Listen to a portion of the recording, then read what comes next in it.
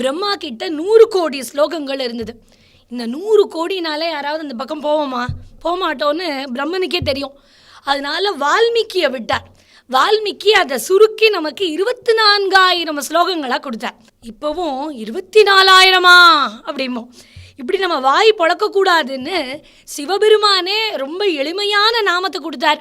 நீ ஒன்றும் ஸ்ட்ரெயின் பண்ணிக்காதப்பா, 100 கோடினா மிரண்டுருவ, 24,000னா ஆன்னு பார்ப்ப, அதனால உனக்கு சுருக்கமாக கொடுக்குறேன்னு ராம அப்படிங்கிற 2 எழுத்தே போதுமானது.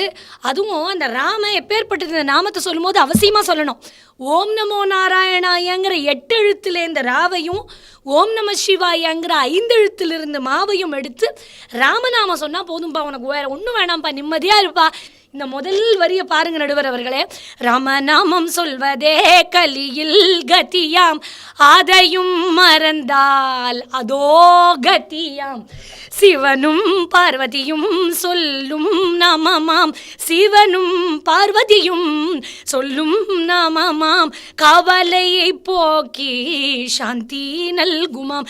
ராமநாமம் சொல்வதற்கு எந்த தடையும் இல்லையாம், சொல்ல சொல்ல தடைகள் எல்லாம் தானே விலகுமாம். ராமநாமம் சொல்லி சபரி முக்தி எய்தினாள், ராமநாமம் சொல்லி சபரி முக்தி எய்தினாள். நாமியும் நாமமும் வேறு வேறு இல்லவே இல்லையாம். இதுதான் பஞ்சு. நாமத்தை சொல்லக்கூடிய பக்தனும் கடவுளும் வேற வேற இல்லப்பா, ரெண்டுமே ஒண்ணு அப்படிங்கிறார்கள்.